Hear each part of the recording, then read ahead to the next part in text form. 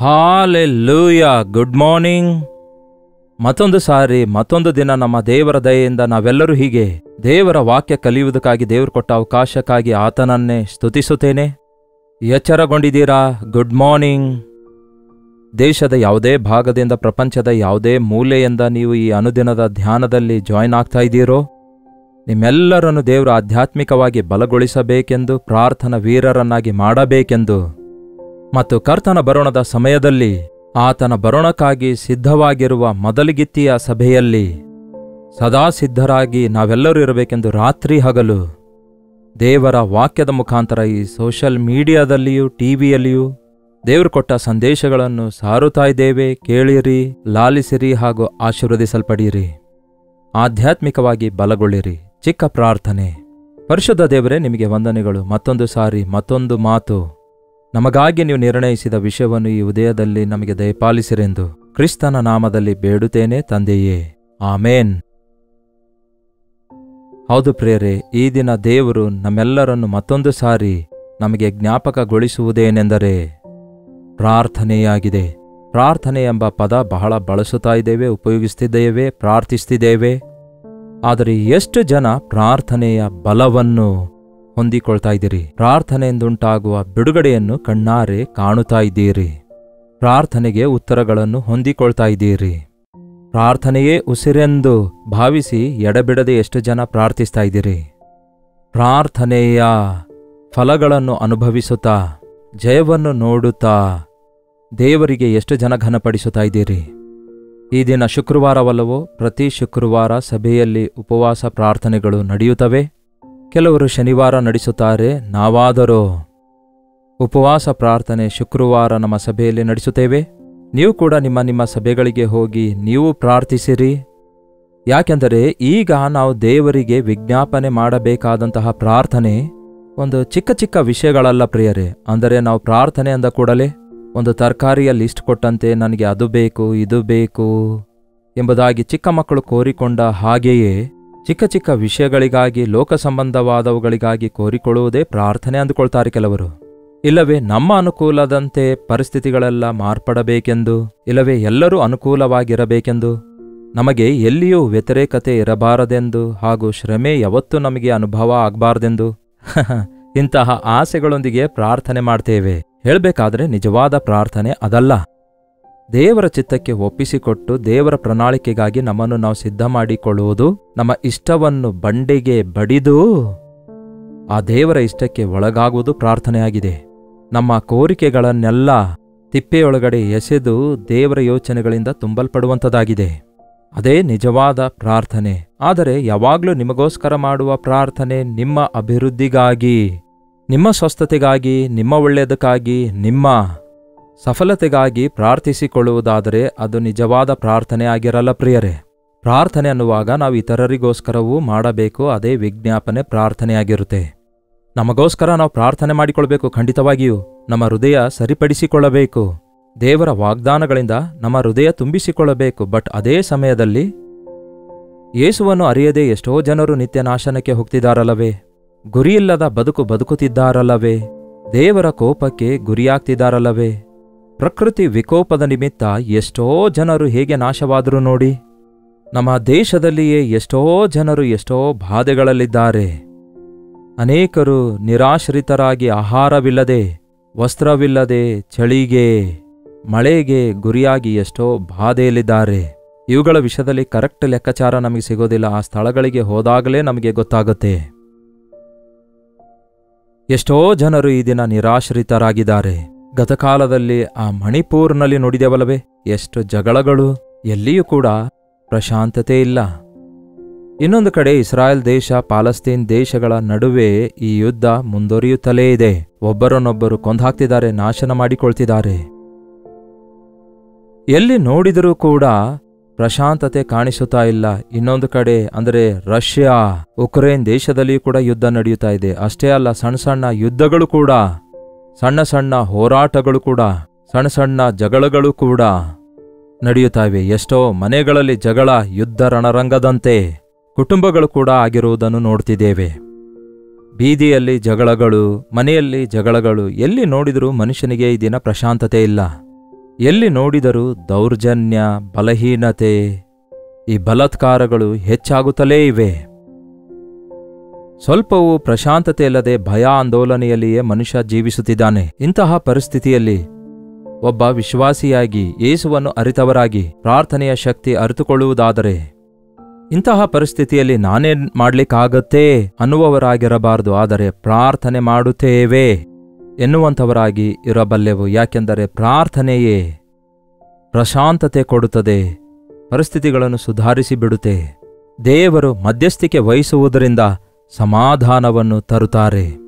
ಅದಕ್ಕೆ ವಾಕ್ಯ ಹೇಳ್ತದೆ, ಯೆಹೋವನಿಗೆ ವಿಶ್ರಾಂತಿ ಕೊಡದಿರಿ ಎಂದು ವಾಕ್ಯ ಹೇಳುತ್ತೆ.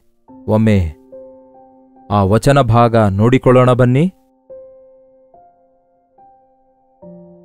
ಯೆಶಾಯ 62ನೇ ಅಧ್ಯಾಯ 7ನೇ ವಚನ. ಯೆಹೋವನಿಗೆ ಜ್ಞಾಪಿಸುವವರೇ, ಆತನು ಯೆರೂಸಲೇಮನ್ನು ಭದ್ರಪಡಿಸಿ ಲೋಕಪ್ರಸಿದ್ಧಿಗೆ ತರುವ ತನಕ ನಿಮಗೆ ವಿಶ್ರಾಂತಿ ಇಲ್ಲದಿರಲಿ, ಆತನಿಗೂ ವಿರಾಮ ಕೊಡದಿರಿ. ಯೆಹೋವನಿಗೆ ಜ್ಞಾಪಿಸುವವರೇ, ನಿಮಗೆ ವಿಶ್ರಾಂತಿ ಇಲ್ಲದಿರಲಿ, ಆತನಿಗೂ ವಿರಾಮ ಕೊಡದಿರಿ. ಎಲ್ಲಿಯ ತನಕ?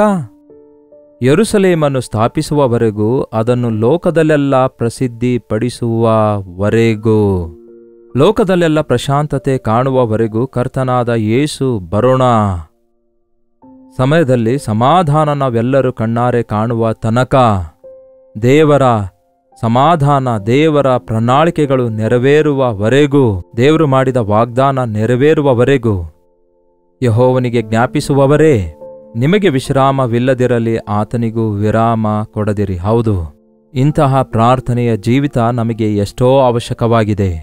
ನೀವು ಬೈಬಲ್ನಲ್ಲಿರುವ ಯಾವುದೇ ಭಕ್ತನನ್ನು ತೆಗೆದುಕೊಂಡ್ರೂ ಕೂಡ ಅವರು ದೇವರಿಂದ ಬಲವಾಗಿ ಉಪಯೋಗವಾಗಲು ಕಾರಣ ಅವರ ಬಲವಾದ ಪ್ರಾರ್ಥನೆಯ ಜೀವಿತವಾಗಿದೆ. ಪ್ರಾರ್ಥನೆ ಮಾಡದವರನ್ನು ದೇವರು ಉಪಯೋಗಿಸಿಕೊಳ್ಳುವುದಿಲ್ಲ. ಉದಾಹರಣೆಗೆ, ಅಬ್ರಹಾಮನು ಪ್ರಾರ್ಥನೆ ವೀರನಾಗಿದ್ದ, ಅಲ್ಲಲ್ಲಿ ದೇವರಿಗೆ ಯಜ್ಞವೇದಿಗಳನ್ನು ಕಟ್ಟಿದ. ಇಸಾಕನು ಪ್ರಾರ್ಥನಾ ವೀರನಾಗಿದ್ದ, ಸಂಜೆ ಹೊತ್ತಿನಲ್ಲಿ ದೇವರ ವಾಕ್ಯ ಧ್ಯಾನಿಸುವುದಕ್ಕಾಗಿ ಅಡವಿಗೆ ಹೋಗಿ ಅಲ್ಲಿ ದೇವರನ್ನು ಧ್ಯಾನಿಸುತ್ತಾ ಇದ್ದ ಅಂತ ವಾಕ್ಯ ಹೇಳುತ್ತೆ. ಹೀಗೆ ನಾವು ಒಬ್ಬೊಬ್ಬರನ್ನು ನೋಡ್ತಾ ಹೋದರೆ, ಎಲಿಯ ನಮ್ಮಂತೆ ಮನುಷ್ಯನಾದಾಗ್ಯೂ ಆಸಕ್ತಿಯಿಂದ ಪ್ರಾರ್ಥಿಸಿದಾಗ ಅದ್ಭುತಗಳನ್ನು ಮಾಡಿದ. ಪ್ರಾರ್ಥನಾ ವೀರರಾಗಬೇಕು. ನಮ್ಮ ಕರ್ತನಾದ ಯೇಸು ಪ್ರಾರ್ಥನೆಯನ್ನು ಮಾಡಿ ತೋರಿಸಿದ್ದಾರೆ. ಆತನು ಉದಯದಲ್ಲಿ ಇನ್ನು ಮೊಬ್ಬಾಗಿರುವಾಗಲೇ ಪ್ರಾರ್ಥಿಸ್ತಿದ್ರು. ಪ್ರಾರ್ಥನೆ ಮಾಡಲು ಹೋಗಿ ರಾತ್ರಿಯೆಲ್ಲ ಪ್ರಾರ್ಥನೆಯಲ್ಲಿಯೇ ಕಾಲ ಕಳೆಯುತ್ತಿದ್ರು. ಪ್ರತಿಯೊಂದೊಂದರ ಮುಂಚಿತವಾಗಿ, ಕೆಲಸಕ್ಕಿಂತ ಮುಂಚೆ, ಕೆಲಸದ ನಂತರ ಪ್ರಾರ್ಥಿಸುತ್ತಾ ಇದ್ರು. ನೋಡಿ, ನಮ್ಮಲ್ಲಿಯೂ ಅನೇಕರಿಗೆ ಪ್ರಾರ್ಥನೆ ಅಂದರೆ ಒಂದು ಅಭ್ಯಾಸದ ಪದ್ಧತಿಯಾಗ್ಬಿಟ್ಟಿದೆ. ಆದರೆ ಅದರ ಪ್ರಾಮುಖ್ಯತೆ ಏನೆಂದು ಅರಿಯದವರಾಗಿಯೇ ಇದ್ದೇವೆ. ನಮ್ಮ ಸುತ್ತಲೂ ನಷ್ಟ ಉಂಟಾಗ್ತಾ ಇದ್ರೆ, ನಾಶನ ಉಂಟಾಗ್ತಾ ಇದ್ರೆ, ಸೈತಾನನು ಗೊಂದಲಮಯವಾಗಿ ಮನುಷ್ಯರನ್ನು ಚದುರಿಸುತ್ತಾ ನಾಶನ ಮಾಡ್ತಾ ಇರುವಾಗ ನಾವೇನ್ ಮಾಡ್ಲಿಕ್ಕಾಗುತ್ತೆ ಅನ್ನುವ ರೀತಿಯಲ್ಲಿದ್ದೇವೆ. ಒಂದು ಕಾಲದಲ್ಲಿ ಮೊರ್ದೆಕೈ ಎಸ್ತೇರಳಿಗೆ ಹೇಳ್ತಾನೆ, ನೀನು ಈ ಸಮಯದಲ್ಲಿ ಮೌನವಾಗಿದ್ದರೆ ಇಸ್ರಾಯೇಲರಿಗೆ ಸಹಾಯ ಮತ್ತೊಂದು ದಿಕ್ಕಿನಿಂದ ಬರುತ್ತದೆ, ಆದರೆ ನೀನು ನಿನ್ನ ಮನೆಯವರು ನಾಶವಾಗ್ತೀರಿ ಅನ್ನುತ್ತಾನೆ. ನಿಜವೇ ಪ್ರಿಯರೇ, ಪ್ರಾರ್ಥನೆ ಮಾಡದೇ ಇದ್ದರೆ ನಾಶವಾಗಿ ಹೋಗುವವರ ಜೊತೆಗೆ ನಾವು ಕೂಡ ನಾಶವಾಗಿ ಹೋಗ್ತೇವೆ.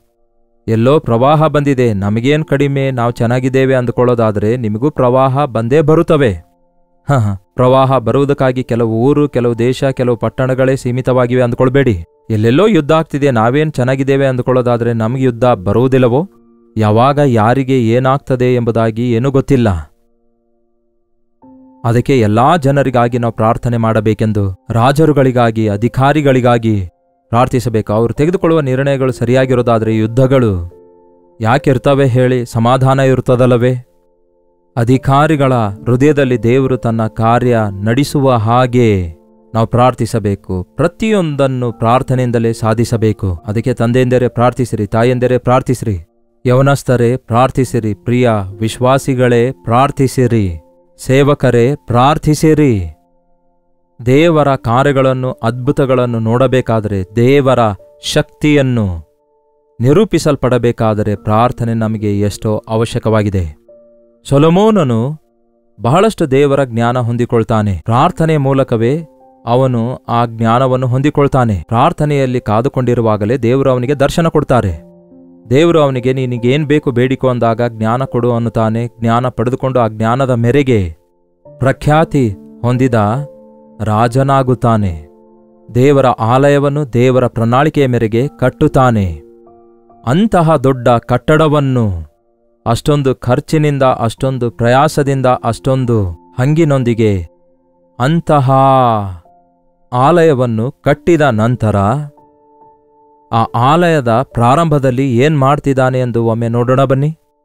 ಸತ್ಯವೇದದಲ್ಲಿ 2ನೇ ಪೂರ್ವಕಾಲ ವೃತ್ತಾಂತ 6ನೇ ಅಧ್ಯಾಯ, ಅಲ್ಲಿ ಒಂದು ವಚನ ಇದೆ. 2ನೇ ಪೂರ್ವಕಾಲ ವೃತ್ತಾಂತ 6ನೇ ಅಧ್ಯಾಯ 13ನೇ ವಚನ. ಅವನು 5 ಮೊಳ ಉದ್ದ, 5 ಮೊಳ ಅಗಲ, 3 ಮೊಳ ಎತ್ತರವಾಗಿರುವ ಒಂದು ತಾಮ್ರಪೀಠವನ್ನು ಮಾಡಿಸಿ ಪ್ರಾಕಾರದ ಮಧ್ಯದಲ್ಲಿಡಿಸಿದನು. ಅವನು ಇಸ್ರಾಯೇಲ್ ಸರ್ವಸಮೂಹದ ಎದುರಿನಲ್ಲಿ ಅದನ್ನು ಹತ್ತಿ ಅದರ ಮೇಲೆ ಮೊಳಕಾಲೂರಿಕೊಂಡು ಆಕಾಶದ ಕಡೆಗೆ ಕೈಗಳನ್ನೆತ್ತಿ ಹೀಗೆ ಸೊಲೊಮೋನನು ಪ್ರಾರ್ಥನೆಯನ್ನು ಮಾಡಿದನು. ಆ ದಿನ ಒಂದು ಚಿಕ್ಕ ಪೀಠದ ಪ್ರಕಾರ ಹೇಗಂತೆ 5 ಮೊಳ ಉದ್ದ, 5 ಮೊಳ ಅಗಲ, 3 ಮೊಳ ಎತ್ತರವಾಗಿರುವ ಒಂದು ಪೀಠವನ್ನು, ಅಂದರೆ ಆ ಸ್ಟೇಜ್ ಹಾಗೆ ಮಾಡಿ ಅದರ ಮೇಲೆ ನಿಂತು ಇಸ್ರಾಯೇಲರೆಲ್ಲರ ಮುಂದೆ ಮೊಳಕಾಲೂರಿ ಪ್ರಾರ್ಥನೆ ಮಾಡಿದನಂತೆ. ನಾನು ರಾಜನಲ್ಲವೇ? ನಾನೇ ಈ ಆಲಯ ಕಟ್ಟಿದ್ದೇನಲ್ಲವೇ? ನನಗೀಗ ಸನ್ಮಾನ ಆಗಬೇಕು, ಸತ್ಕಾರ ಆಗಬೇಕು ಅಂದುಕೊಳ್ಳಲಿಲ್ಲ. ಆದರೆ ದೇವರ ಆಲಯ ಕಟ್ಟುವುದಕ್ಕಾಗಿ ಎಷ್ಟೋ ಪ್ರಯಾಸಪಟ್ಟು ದೇವರ ಆಲಯವನ್ನು ಚೆನ್ನಾಗಿ ಅಲಂಕರಿಸಿದ ನಂತರ ಮೊಳಕಾಲೂರಿ ದೇವರ ಸನ್ನಿಧಿಯಲ್ಲಿ ಹೀಗೆ ಪ್ರಾರ್ಥಿಸಿದನು. ದೇವರಾದ ಯೆಹೋವನೇ, ಪೂರ್ಣ ಮನಸ್ಸಿನಿಂದ ನಿನಗೆ ನಡೆದುಕೊಳ್ಳುವ ಸೇವಕರ ವಿಷಯದಲ್ಲಿ ನೀನು ಒಡಂಬಡಿಕೆಯನ್ನು, ಕೃಪೆಯನ್ನು ನೆರವೇರಿಸುವವನೂ ಆಗಿದ್ದಿ ಎಂದು ಪ್ರಾರ್ಥಿಸ್ತಾನೆ. ನಿನ್ನಲ್ಲಿ ನಂಬಿಕೆ ಇಟ್ಟಂತಹವರ ವಿಷಯದಲ್ಲಿ ನೀನು ತೋರಿಸಿದಂತಹ ಕೃಪೆ ನಿರಂತರವಾದದ್ದಾಗಿದೆ. ನಿನ್ನಂತಹ ದೇವರು ಮತ್ಯಾರೂ ಇಲ್ಲ. ಈ ಅಧ್ಯಾಯ ಪೂರ್ತಿ ಓದುವುದಾದರೆ ಅವನು ಮಾಡಿದ ಪ್ರಾರ್ಥನೆ ಎಷ್ಟು ಉದ್ದವಾಗಿದೆ ಕಾಣುತ್ತೀರಿ. 18ನೇ ವಚನ ನೋಡಿ. ದೇವರು ನಿಜವಾಗಿ ಮನುಷ್ಯರೊಡನೆ ಭೂಲೋಕದಲ್ಲಿ ವಾಸಿಸುವನೋ? ಆಕಾಶವು, ಉನ್ನತೋನ್ನತವಾದ ಆಕಾಶವು ನಿನ್ನ ವಾಸಕ್ಕೆ ಸಾಲವು. ಹೀಗಿರುವಲ್ಲಿ ನಾನು ಕಟ್ಟಿಸಿದ ಈ ಮಂದಿರವು ಹೇಗೆ ಸಾಕಾದೀತು? ಅಯ್ಯೋ, ನಾನು ಕಟ್ಟಿದ್ದೇನೆ ನೋಡು ದೇವ್ರೆ, ಎಷ್ಟು ಚೆನ್ನಾಗಿ ಕಟ್ಟಿದ್ದೇನೆ ನೋಡು, ಎಷ್ಟು ಖರ್ಚು ಮಾಡಿ ಕಟ್ಟಿದ್ದೇನೆ ನೋಡು ದೇವ್ರೆ, ಎಷ್ಟು ಚೆನ್ನಾಗಿ ಕಟ್ಟಿದ್ದೇನೆ ನೋಡು, ನಾನಂತ ಕಟ್ಟಿದ್ದೇನೆ ದೇವರೇ ಎಂದು ನಾವು ಚಿಕ್ಕದಾಗಿ ಕಟ್ಟಿ ದೊಡ್ಡದಾಗಿ ಜಂಬ ಕೊಚ್ಕೊಳ್ತಾ ಹೇಳಿಕೊಳ್ತೇವೆ. ಪ್ರಾರ್ಥನೆಯಲ್ಲಿ ತಗ್ಗಿಸಿಕೊಳ್ಳುವಂಥದ್ದು ಬಹಳ ಪ್ರಾಮುಖ್ಯವಾಗಿದೆ. ನಮ್ಮನ್ನು ನಾವು ತಗ್ಗಿಸಿಕೊಳ್ಳುವುದಾದರೆ ಆತನು ಹೆಚ್ಚಿಸುತ್ತಾನೆ. ತಗ್ಗಿಸಿಕೊಳ್ಳುವುದು ನಮ್ಮ ಕೆಲಸ, ಹೆಚ್ಚಿಸುವುದು ಆತನ ಕೆಲಸ. ಪ್ರಾರ್ಥನೆಯಲ್ಲಿ ಹೆಚ್ಚಿಸಿಕೊಂಡ ಫರಿಸಾಯನ ಪ್ರಾರ್ಥನೆ ದೇವರು ತಿರಸ್ಕರಿಸುತ್ತಾರೆ. ಪ್ರಾರ್ಥನೆಯಲ್ಲಿ ತಗ್ಗಿಸಿಕೊಂಡಿರುವ ಸುಂಕದವನ ಪ್ರಾರ್ಥನೆ ಕೇಳಿ ಅವನಿಗೆ ನೀತಿವಂತನೆಂದು ನಿರ್ಣಯಿಸುತ್ತಾರೆ. ನಮ್ಮ ಪ್ರಾರ್ಥನೆಯಲ್ಲಿ ನಾವು ನಮ್ಮ ದೊಡ್ಡಸ್ತಿಕೆಯನ್ನು ಜಂಬ ಕೊಚ್ಕೊಳ್ತಾ ಹೇಳಿಕೊಳ್ತಿದ್ದೀವೋ ಅಥವಾ ದೇವರ ಶ್ರೇಷ್ಠತೆಯನ್ನು ವರ್ಣಿಸುತ್ತಾ ಇದ್ದೇವೋ? ದೇವರು ನಮಗಾಗಿ ಮಾಡಿದ ಕಾರ್ಯಗಳಿಗಾಗಿ ಆತನನ್ನು ಸ್ತುತಿಸ್ತಿದ್ದೇವೋ, ಇಲ್ಲವೇ ನಾವು ಪಟ್ಟ ಪ್ರಯಾಸಕ್ಕಾಗಿ ಅತಿಶಯ ಪಡ್ತಿದ್ದೇವೋ ಎಂದು ನಮ್ಮನ್ನು ನಾವು ಪರಿಶೀಲಿಸಿಕೊಳ್ಬೇಕು. ದೇವರೇ, ನಿನಗಾಗಿ ಕಟ್ಟಬೇಕಾದ ಆಲಯ ಎಷ್ಟರದು? ಎಂತಹ ಆಲಯ ನಿನಗಾಗಿ ಕಟ್ಟಬಲ್ಲೆ? ನೀನು ಎಷ್ಟೋ ದೊಡ್ಡ ದೇವರಾಗಿದೆ. ಆಕಾಶ, ಉನ್ನತೋನ್ನತ ಆಕಾಶವು ನಿನಗೆ ಸಾಲದು. ನಾನು ಕಟ್ಟಿದ ಈ ಮಂದಿರವು ನಿನಗೆ ಸಾಕಾದಿತೋ? ನಿನಗೆ ಹಿಡಿಸಿತದೋ? ಆದರೂ ನನ್ನ ದೇವರೇ ಯೆಹೋವನೇ, ನಿನ್ನ ಸೇವಕನ ಪ್ರಾರ್ಥನೆಗೂ ವಿಜ್ಞಾಪನೆಗೂ ಕಿವಿಗೊಡು. ನಿನ್ನನ್ನು ಪ್ರಾರ್ಥಿಸುತ್ತಿರುವ ನಿನ್ನ ಸೇವಕನ ಮೊರೆಯನ್ನು, ಏನಂತೆ ಮೊರೆಯನ್ನು ಲಾಲಿಸು ಅನ್ನುತ್ತಾನೆ. ಈ ಸ್ಥಳವನ್ನು ಕುರಿತು ನಿನ್ನ ನಾಮ ಪ್ರಭಾವವು ಇಲ್ಲಿ ವಾಸಿಸುವುದು. ಇಲ್ಲಿ ಮಾಡುವಂತಹ ಪ್ರಾರ್ಥನೆಗಳಿಗೆ ಉತ್ತರ ಕೊಡು ಎಂದು ಇಸ್ರಾಯೇಲರೆಲ್ಲರನ್ನು ಒಟ್ಟುಗೂಡಿಸಿ ಅವರೆಲ್ಲರೊಂದಿಗೆ ಸೇರಿ ಪ್ರಾರ್ಥಿಸುತ್ತಾನೆ. ಮುಂದಿನ ವಚನ ಭಾಗದಲ್ಲಿ ನೋಡುವಾಗ ಅರ್ಥ ಆಗತ್ತೆ ಇದು ಅನುದಿನದ ಧ್ಯಾನವಲ್ಲವೋ? ಈ ಅಧ್ಯಾಯ ಪೂರ್ತಿ ಓದಿರಿ. ಆಕಾಶ ಮುಚ್ಚಲ್ಪಟ್ಟಾಗ, ಅಂದರೆ ಕಷ್ಟಗಳು ಬಂದಾಗ, ಶ್ರಮೆಗಳು ಎದುರಾದಾಗ, ಅಂದರೆ ಬರಗಾಲ ಬಂದಾಗ, ಉಪದ್ರವ ಬಂದಾಗ, ಗಾಯಗಳು ಆದಾಗ, ಮಿಡತೆಗಳು ಬಂದಾಗ, ಕೆಟ್ಟ ಹುಳುಗಳು ಬಂದಾಗ, ಕೊರೋನಾ ಬಂದಾಗ, ಡೆಂಗ್ಯೂ ಫೀವರ್ ಬಂದಾಗ, ಪ್ಲೇಟ್ಲೆಟ್ಸ್ಗಳು ಕಡಿಮೆ ಆದಾಗ, ಹಾರ್ಟ್ ಅಟ್ಯಾಕ್ಸ್ ಬಂದಾಗ, ಲಿವರ್ ಫೇಲ್ ಆದಾಗ, ಕಿಡ್ನೀಸ್ ಫೇಲ್ ಆದಾಗ, ಏನು ಪ್ರಿಯರೇ, ಪ್ರಾಣಾಪಾಯ ಸ್ಥಿತಿಯಲ್ಲಿದ್ದಾಗ, ಚಿಕ್ಕಿನಲ್ಲಿ ಸಿಕ್ಕಿಬಿದ್ದಾಗ, ಯುದ್ಧಗಳಾಗುವಾಗ, ಬಾಧೆಯಲ್ಲಿರುವಾಗ, ರೋಗಗಳಲ್ಲಿರುವಾಗ, ಯಾರೇ ಆಗಿರಲಿ ದೇವರೇ, ನಿಮ್ಮ ನಾಮದಲ್ಲಿ ಮೊರೆಯಿಡುವಾಗ ಅವರ ಮೊರೆಗೆ ಉತ್ತರ ದಯಪಾಲಿಸಿರಿ ಅನ್ನುತ್ತಾನೆ.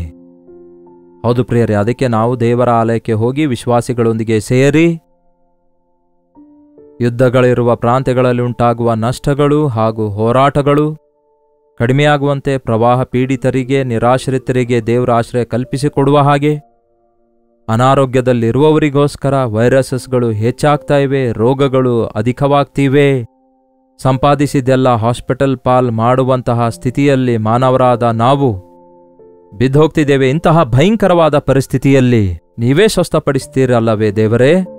ಸಮಾಧಾನ ಕೊಡ್ತೀರಲ್ಲವೇ ದೇವರೇ? ನೀವೇ ಜಯ ಕೊಡ್ತೀರಲ್ಲವೇ? ಸಹಾಯ ಮಾಡುವಿರಾ ಎಂಬುದಾಗಿ ದೇವರಿಗೆ ನಾವು ಮೊರೆ ಇಡಬೇಕಾಗಿದೆ. ಪ್ರಪಂಚದಾದ್ಯಂತ ಏನಾಗ್ತಿದೆ ಅದರ ಕುರಿತು ಒಂದು ಪ್ರಾರ್ಥನಾ ಮನವಿಗಳ ಪಟ್ಟಿಯನ್ನು ಸಿದ್ಧ ಮಾಡಿಕೊಳ್ಳಿ. ದೇವರ ಮುಂದೆ ಇಟ್ಟು ವಿಜ್ಞಾಪನೆ ಮಾಡಿರಿ. ಉಪವಾಸ ಪ್ರಾರ್ಥನೆ ಅಂದರೆ ನಮಗೋಸ್ಕರ ನಮಗಾಗಿ ಪ್ರಾರ್ಥನೆ ಮಾಡಿಕೊಳ್ಳುವಂಥದ್ದಲ್ಲ, ನಾವು ಜನರೆಲ್ಲರಿಗೋಸ್ಕರ ಪ್ರಾರ್ಥಿಸಬೇಕು. ಅದಕ್ಕೆ ಆದಿಸಭೆಯರು ಸತ್ಯವೇದದಲ್ಲಿ ನೋಡ್ತೇವೆ, ಏಕ ಮನಸ್ಸಿನಿಂದ ಏಕ ಹೃದಯದಿಂದ ಪ್ರಾರ್ಥಿಸಿದಾಗ ಭೂಮಿಯನ್ನು ತಲೆಕೆಳಗಾಗಿ ಮಾಡುವಂತೆ ಅದ್ಭುತ ಮಹತ್ ಕಾರ್ಯಗಳನ್ನು ಮಾಡುವ ಹಾಗೆ ದೇವರು ಉಪಯೋಗಿಸಿಕೊಂಡಿರುವುದನ್ನು ನೋಡ್ತೇವೆ. ಅಂತಹ ಪ್ರಾರ್ಥನೆಯ ಸಭೆಗಳು ನಮ್ಮ ಸಭೆಗಳಾಗಿರಬೇಕೆಂದು, ಅಂತಹ ಪ್ರಾರ್ಥನಾ ವೀರರಾಗಿ ವಿಶ್ವಾಸಿಗಳಾಗಿ ನಾವೆಲ್ಲರೂ ಇರಬೇಕೆಂದು ದೇವರು ಕೋರ್ತಿದ್ದಾರೆ. ಅಂತಹ ಪ್ರಾರ್ಥನಾ ಆತ್ಮ ದೇವರು ನಮ್ಮೆಲ್ಲರಿಗೂ ಅನುಗ್ರಹಿಸಲಿ. ಪ್ರಾರ್ಥನೆ. ಪರಿಶುದ್ಧ ದೇವರೇ, ಪ್ರೀತಿಯುಳ್ಳ ತಂದೆಯೇ, ನಿಜವೇ ದೇವರೇ, ನಿರ್ಲಕ್ಷ್ಯರಾಗಿ ನಾವಿರದೆ, ಅಜಾಗರೂಕರಾಗಿ ನಾವಿರದೆ, ಅವಿಶ್ವಾಸಿಗಳಾಗಿರದೆ, ಇಂತಹ ಪರಿಸ್ಥಿತಿಯಲ್ಲಿ ಕೇವಲ ನೀವು ಮಾತ್ರವೇ ಬಿಡಿಸಬಲ್ಲಿರಿ, ಸ್ವಸ್ಥಪಡಿಸಬಲ್ಲಿರಿ, ರಕ್ಷಿಸಬಲ್ಲಿರಿ, ಆಪತ್ತಿನಿಂದ ತಪ್ಪಿಸಬಲ್ಲಿರಿ, ಮರಣದಿಂದ ತಪ್ಪಿಸಬಲ್ಲಿರಿ, ಶ್ರಮೆಗಳಲ್ಲಿ ತಾಳ್ಮೆ ಕೊಡಬಲ್ಲಿರಿ, ಹೋರಾಟಗಳಲ್ಲಿ ಜಯ ಕೊಡಬಲ್ಲಿರಿ ಎಂಬುದಾಗಿ ನಂಬಿ ನಿಮ್ಮ ಆಲಯದ ಕಡೆಗೆ ಕೈಗಳೆತ್ತಿ ನಿಮ್ಮ ಸನ್ನಿಧಿಯಲ್ಲಿ ಮೊಳಕಾಲೂರಿ ಕೈಗಳೆತ್ತಿ ಪ್ರಾರ್ಥನೆ ಮಾಡುವಂತಹ ಪ್ರಾರ್ಥನೆಯ ಜೀವಿತ ನಮಗೆ ದಯಪಾಲಿಸಿರಿ.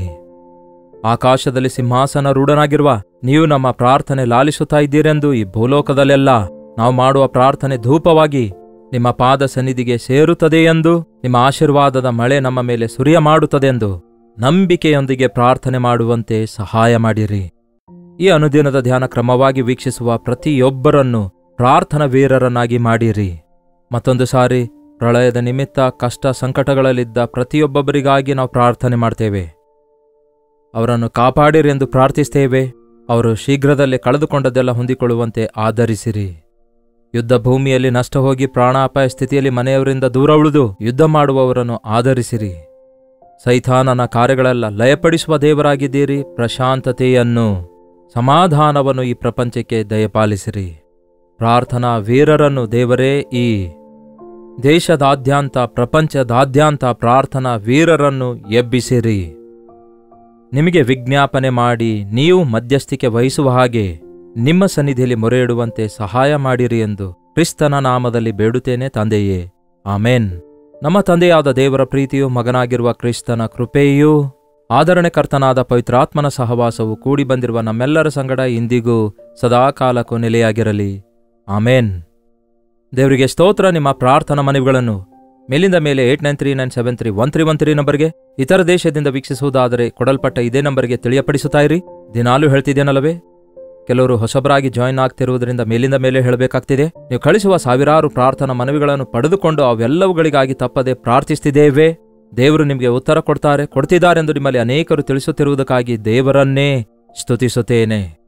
ತೆಲುಗು, ತಮಿಳ್, ಮಲಯಾಳಂ, ಬೆಂಗಾಲಿ, ಒರಿಯಾ ಭಾಷೆಗಳಲ್ಲಿ ಪ್ರಸಾರವಾಗುವ ಟಿವಿ ಕಾರ್ಯಕ್ರಮದ ಸೇವೆಗಾಗಿಯೂ ಪ್ರಾರ್ಥನೆ ಮಾಡಿ ನಿಮ್ಮ ಕಾಣಿಕೆಗಳನ್ನು ಕಳಿಸಿಕೊಡಿ. ಅದಕ್ಕೆ ಸಂಬಂಧಪಟ್ಟ ವಿವರ ಬೇಕಾದರೆ 8939731313 ನಂಬರಿಗೆ ಕಾಲ್ ಮಾಡಿ, ಇಲ್ಲವೇ ಸಾಧ್ಯವಾದರೆ ಒಂದು ವಾಟ್ಸಪ್ ಕಳಿಸಿಕೊಡಿರಿ.